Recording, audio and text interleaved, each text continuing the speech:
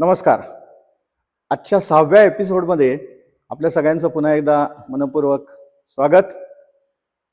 5व्या एपिसोडमध्ये आपण जो विषय बघितला होता त्याच्यातलाच थोडंसं पुढचं व्हर्जन, कारण प्रत्येक विषय एकेका विषयावर बोलायचं म्हटलं तर एक एक तास जाईल, पण आपल्याला कमीत कमी शब्दामध्ये जास्तीत जास्त भावना कशा पोहोचवता येईल यासाठीचा हा प्रयत्न आहे. मागच्या एपिसोडमध्ये आपण बघितलं होतं, त्याच्यामध्ये आपण घर किंवा संपत्ती याविषयी आपण बोललो होतो. आजच्या विषयी आपण बोलणार आहोत तो विषय संपत्तीशी निगडीतच आहे, पण त्याचा पुढचा भाग आहे तो म्हणजे संचय. माणूस हा बुद्धिमान प्राणी आहे आणि बुद्धिमान प्राणी असल्यामुळे माणसाला संचयाची खूप गरज वाटू लागली आणि संचय करण्याची एक प्रवृत्ती माणसामध्ये निर्माण झाली.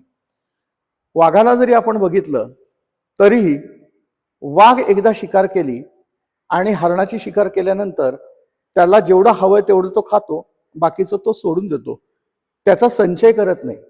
पण माणूस हा संचय करायला लागला. संचय करायला लागला म्हणजे काय, तर तो उद्याची तरतूद करण्याची एक व्यवस्था म्हणा करायला लागला आणि ती करायला पाहिजेच आहे. मला त्याच्याविषयी माझा आक्षेप नाही, कारण का परमेश्वरांनी मानव सोडून अन्य प्राण्यांना त्यांच्या अन्नाची व्यवस्था निसर्ग रचनेप्रमाणे करून ठेवली, मानवाच्या बाबतीत केलेली नाही. म्हणून मानवाला अन्नधान्याचा साठा उद्याची प्रोव्हिजन म्हणून करायला लागतो आणि त्याच्यासाठी संचय असणं अत्यंत आवश्यक आहे. पण याच्याशिवाय जसजसा काळ पुढे गेला तसतसं जग कसं बदलत गेलं याचा आपण थोडक्यात विचार करूयात.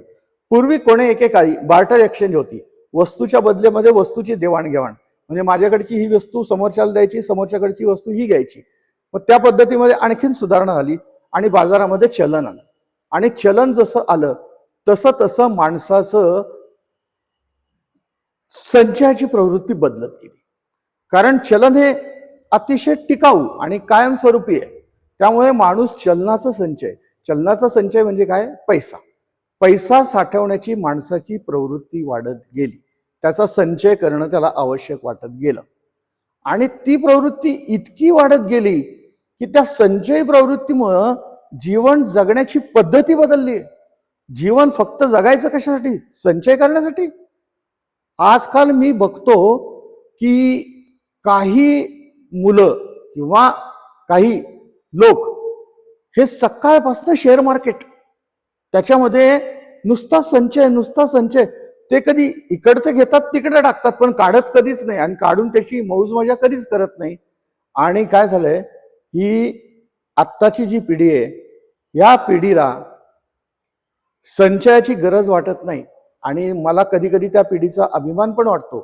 त्यांना असं वाटतं की आपण संचय करण्यापेक्षा आपण हौस मौज मजा केली पाहिजे आणि हौस मौज मजा करण्यासाठीच हे केलं पाहिजे. पण दुसऱ्या टकाला हे पण वाटतं की ह्या पिढीमध्ये बरेच नुसते हव्यासी आहेत. 10चे 100 कसे होतील, 100चे 200, 1000. हव्यासामुळे काय झालंय, संचय प्रवृत्ती वाढलेली आहे आणि संचयी माणूस हा समाधानी असतो अशातला भाग नाही. संचयी माणूस कायम असमाधानी असतो, कारण त्याला हव्यास असतो.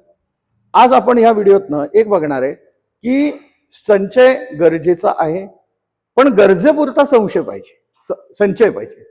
संचय जर तुमचा खूप असेल आणि केवळ संचयापोटीच जर तुमचं जगणं असेल तर मग परमेश्वरांनी तुम्हाला ही जी सुंदर देणगी दिलेली आहे ते आयुष्य तुम्ही वाया घालवताय.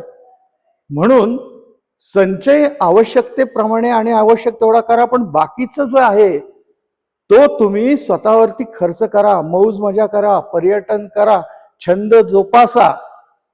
नाहीतर काय होतं माहितीये, आणि पुढच्या पिढींचा अजिबात विचार करू नका. मी तुम्हाला आग्रहाने सांगतो, पुढच्या पिढीसाठी संचय करू नका. पुढच्या पिढीचा संचय केल्याचं उत्तम उदाहरण माझा एक जवळचा मित्र आहे, ज्याच्या वडिलांनी भरपूर संचय करून ठेवला आणि ते अभिमाने सांगायची की माझा मुलगाच नाही, त्याच्या 10 पिढ्या बसून खातील इतके पैसे मी कमवलेले आहेत, इतकी संपत्ती आहे. पण तसं नाही झालं.